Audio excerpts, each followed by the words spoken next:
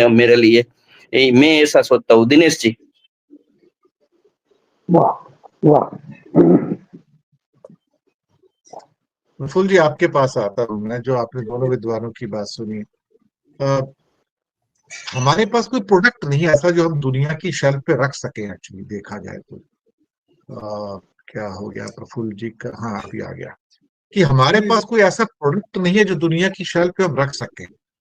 हम सिर्फ वो मजदूरी बेस्ड जो चीजें होती हैं, कमोडिटीज जो होती हैं, वही बेच पाते हैं। हमारे पास कोई टेक्नोलॉजी का प्रोडक्ट नहीं है। जो एक एप्पल भेजते हैं वो भी असेंबल्ड ही है, देखा जाए तो सब तो माल चाइना से आता है, उसके बाद उसको पेचकस लगा के, स्क्रू ड्राइवर लगा के अपना असेंबल करके पैक करके दे देते हैं। तो हमारा वैल्यू एडिशन जो उसमें है 3 से 4% का होता है, टोटल मिला के 3 to 4% वैल्यू एडिशन। बाकी तो कोई हमारा टेक्नोलॉजी का प्रोडक्ट ही नहीं हमारे पास जो हम करें, जो हमारे पास लीवरेज आ जाए। तो फिर क्या कर सकते हैं? तो हमारे पास कोई उसका प्रभुत्व कैसे जमा हो जाएगा? तो मैं आपकी टिप्पणी चाहूंगा हमारे टॉपिक के ऊपर कि चीन और अमेरिका का ही राज है भारत के 140 करोड़ लोगों के ऊपर। सर इसको जैसे ही आपका इंट्रो सुनता हूँ या आपका लिखा हुआ टेक्स्ट देखा मैसेज में, तो मेरे जैसे लोगों की हालत तो उस नाचते हुए मोर की तरह हो गई जिसकी नजर अचानक अपने पैर पर पड़ती है, और इतने बदसूरत पैर को लेकर के वह उसका नाच खत्म हो जाता है। तो इस सवाल का सामना करते ही राष्ट्रवाद के जितने उत्ताप हैं और जितनी बहुरंगी आभाएं असली या नकली फैलाई जाती हैं, सब शांत हो जाएंगी। आपने जो सवाल पूछा है वह इतना महत्वपूर्ण है और इसका किसी के पास जवाब नहीं है। लेकिन हमारे पास कुछ चीजें हैं। हमारे पास ऐंठ है, विश्व स्तर का ऐंठ है। हमारे पास एरोगेंसी है, ऐसी एरोगेंसी हमारे पास थेथरई है जिसका दुनिया में कोई जवाब नहीं है। हम अपने लोगों का इसके साथ ही छल कपट सब कर सकते हैं और हमें कोई नैतिक बाधा नहीं होती है। हमारे पास गैर बराबरी का सामाजिक सिद्धांत यानी कि वर्ण व्यवस्था की वैधता के तर्क है। पता नहीं कहना चाहते हैं। हमारे पास वह स्मृति है जो बताती है कि पहला अंतरिक्ष यात्री हमारे यहाँ से गए। अब कुछ लोग हैं जो हनुमान जी जिस जहाज से गए थे उस जहाज का मॉडल निकाला है। अरे जहाज से तो साधारण आदमी भी जा सकता है या मनुष्य जा सकता है।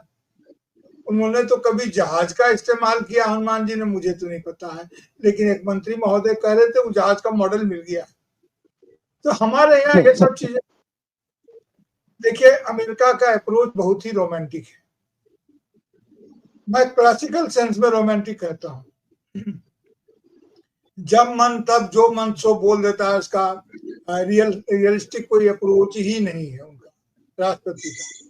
वो अपने ऑफिशियल ट्वीट से कब करते हैं, व्यक्तिगत से कब करते हैं, कब क्या कहते हैं, कुछ कहना मुश्किल है। क्या बात उनके ऑफिस से आती है, क्या बात उनके दिल से आती है, क्या दिमाग से आती है, वो चुटकी लेते रहते हैं। एक मगरूर तानाशाह, एक मगरूर बादशाह, एक मगरूर शक्ति सामंत का ये रवैया है बार बार, और हमारे लोग बार बार उसके लोभ के चक्कर में पड़ जाते हैं। और इस बात को हमेशा हमको याद रखना होगा कि हमें उनके साथ नहीं फंसना चाहिए था। हमारे पास जो, मैं फिर पुराने दिनों की याद करता हूँ कि जब ये शुरू हुआ था, जब आज़ादी हम लोग को हासिल हुई, तो चीन के को और हम लोग लगभग साथ साथ हासिल हमारी आज़ादी हुई। हम एक जैसी स्थिति में थे, लेकिन चीन की अपनी राजनीतिक परिस्थिति थी, अपनी जरूरतें थी, चीन आगे निकलता चला गया। लेकिन जब ग्लोबलाइजेशन का चैप्टर आया, न्यू इकोनॉमिक पॉलिसी आया, उस समय में आकर के उसका सबसे बड़ा लाभार्थी चीन हो गया। और चीन जब लाभार्थी हो गया और अभी दुनिया में कहा जाने लगा too much of democracy, too much of democracy is a problem for India, तो इस तरह की बातें भी कही गई। लेकिन अमेरिका में जिस तरह की बात की गई, उदार उसमें डोनाल्ड रीगन और मार्गरेट थैचर आए, तो उन्होंने जो दिया उदार लोकतंत्र की बात दी। इस उदारता में इतने कांटे थे कि उदार शब्द का अर्थ ही खो गया। बहरहाल मैं यह कह रहा हूं कि हम पिछड़ते चले गए, और इस पिछड़ेपन में भी हमने अपनी डेमोक्रेसी को बचा के रखा था। हमारे अपनी डेमोक्रेसी बची हुई थी, हमारी अपनी संस्कृति बची हुई थी। कि कहाँ से न जाने कहाँ से विश्व गुरु बनने का भूत सवार हो गया। अरे विश्व गुरु, ये सब जो बातें कही गई, अब इसकी चर्चा सुनील जोशी जी अब वो भी समझ गए हैं कि विश्व गुरु क्या होता है, अभी उनको भी पता चल गया है। इसलिए इतना इतना बड़ा मजाक इस देश के साथ हुआ है, तो 10-15 साल या 14 साल कम नहीं होते हैं सर। ऐसे में हमारे पास देने के लिए क्या है? कुछ नहीं है, लेकिन हमारे पास देने के लिए था। जब कहा गया कछुआ और खरगोश की तुलना की गई थी, तब कहा गया था कि भारत के पास एक विशाल मानव संसाधन है।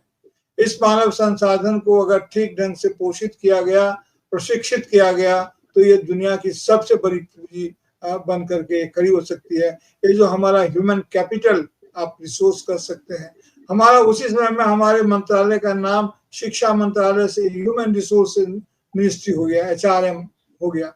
तो हमने अपने आदमियों को रिसोर्स बनाया, लेकिन उन रिसोर्सों को भूखा छोड़ दिया, वहां पक्षपात किया, वहां उनके प्रति कोई ममत्व नहीं था शासन का।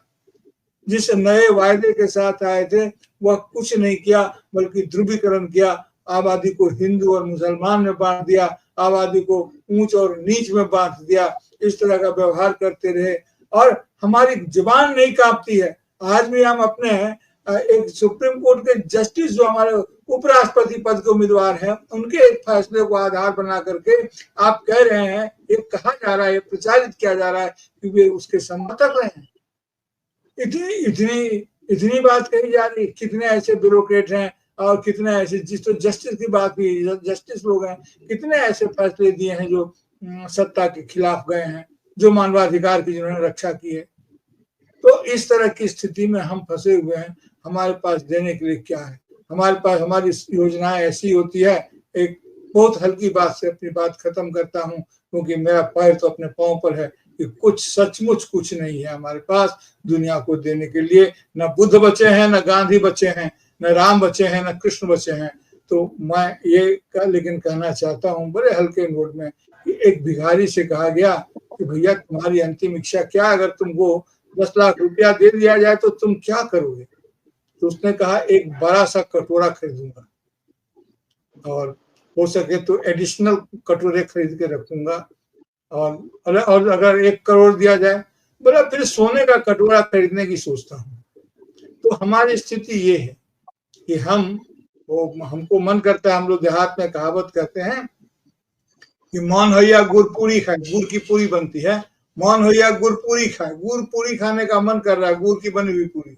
आटा रहता तो गुड़ पैंचा लेके चले आते, आटा अगर रहता तो गुड़ पैंचा मांग के किसी से चले आते, लेकिन घी नहीं है, तो क्या करें? तो क्या आपके पास? न गुड़ है, न आटा है और न घी है। लेकिन हम अपने देहात में करते हैं, मन हो गुड़ पूरी खाए, आटा रहे तो घी पैंचो लीतो, मुदा घी है। तो हमारी हालत उस मोर की तरह है। आपका सवाल बहुत रियलिस्टिक और बहुत जरूरी सवाल है।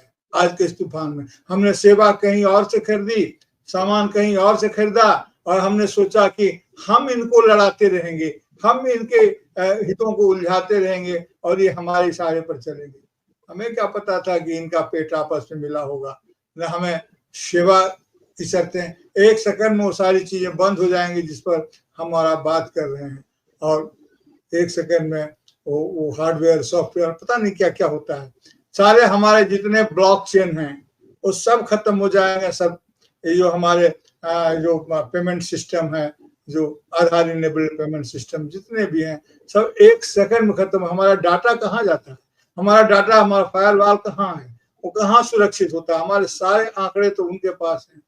चाइना ने अपना आधार बनाया है, और चाइना किसी भी तरह से उनके समानांतर खड़ा होने की ताकत, योग्यता और दक्षता रखता है, तो चाइना की बात अलग है। लेकिन हम तो बिना दक्षता के ही चले गए। 21वीं सदी का जो सपना राजीव गांधी ने देखा था, उस सपने का ऐसा भयावह स्वरूप आएगा इस 21वीं सदी के चतुर्थांश के बीतते बीतते, हमने कभी सोचा नहीं था सर। जी तो भी आपने सभी की बात सुनी। एक इनपुट देना चाहूंगा यहाँ पे, बड़ा इम्पोर्टेंट है, जो आपको पता लगेगा कि कैसे इस सरकार ने GST 2.0 को लागू करके हमें धोखा दिया है। एक्चुअली उसके अंदर एक बहुत एकमात्र ऐसी आइटम थी जहां पर रेट 5% से बढ़ाकर 18% कर दिया गया। लोग नोट नहीं कर पाए एक्चुअली। जब मैंने उसके माइक्रो प्रिंट्स जाके देखे तो मैं हैरान हो गया उसको देखकर। मैंने कहा ये क्या हुआ भाई, ये तो 140 करोड़ भारतीयों को इफेक्ट कर देगा। हुआ क्या कि सरकार ने कोयले के ऊपर रेट 5% से बढ़ाकर 18% कर दिया। मैं हैरान हुआ। पहले 5% प्लस उसपे कुछ 400 रुपए पर टन की एक सेस होता था, सेस हटा दिया। सेस हटाते 18% का टैक्स आया।